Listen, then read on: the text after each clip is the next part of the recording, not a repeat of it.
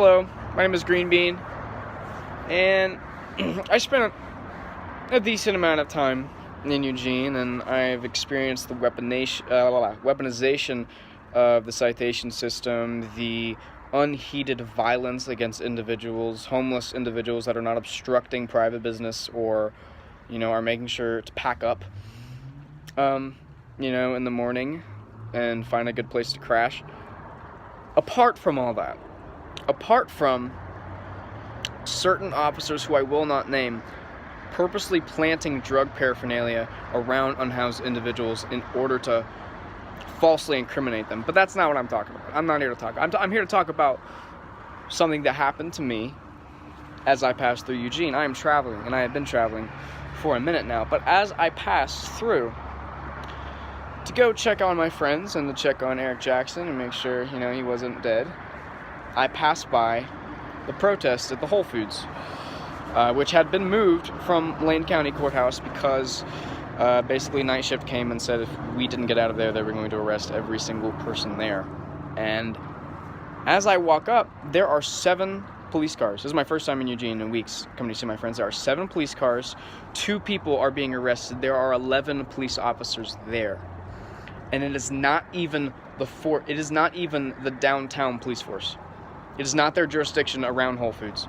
Because the first night we were at Whole Foods, we were approached by a different police force who had no idea who we are.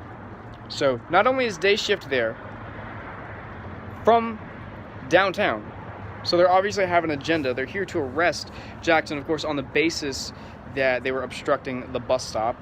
And so they are taking everyone's possessions and putting them into the car, and I'm watching, and the officer asks me if any of this stuff is mine. I say, no, I just rolled in. It's not mine.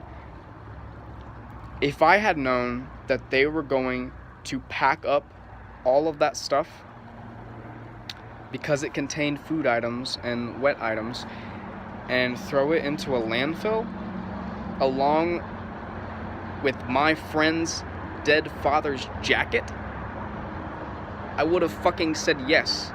That's my stuff. Give it to me. Alright, because your status, whether you have a house, whether you're traveling, whether you're transient, whether you're homeless, I don't care. You cannot do that to people's property. And the fact that that was allowed to happen in my presence and that I was completely ignorant of it, I'm even disgusted in myself that I wasn't smart enough to know what they were going to do with that gear. And I should have said yes. And now, no. That's not happening in Eugene. That's got to end. Because that's wrong. That is ridiculous. That is wrong. That is disgusting. That is insane. To take people's property, especially as a homeless person, and you look at their property and you think, it's not important because this person's life is not important in my kind of society or in my kind of mechanic, commerce-based lifestyle. Obviously, we're not in that. We're not in that. And so to have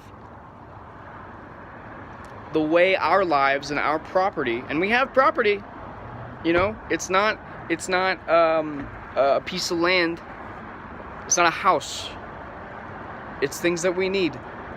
And to have that property disrespected, thrown away, reflects how they view us as people, and that's wrong. And if there are not reparations made, if that jacket is not found, if that gear is not returned, if it sits in that landfill, I will personally come to Eugene and do my best to make sure that there is a policy that changes within the process of arresting. Obviously, you guys aren't going to stop arresting people. You're not going to stop trying to criminalize people that are not criminals. But a process of arresting us and taking our gear and taking things, you have no idea how important they are. I know a kid that was taken away and they took his stuff that was in his tent, and he happened to have tons and tons of insulin. He was in DKA, diabetic ketoacidosis, for weeks. He was suffering and in a hospital because he got his stuff taken. because his insulin is somewhere in a landfill right now. So that's ridiculous. And at that point, if he had have died because of DKA, it was not obstruction of property, it wasn't theft, it wasn't whatever, it was murder. It was murder. And if the Eugenian council members and the police force want to continue to create situations in which that kind of shit can happen and will happen, you're not just tyrannical when it comes to people that live a different lifestyle than you. You are murderers. And that doesn't fly. So, Greenbean, I will be in Eugene again one day. But I'm out.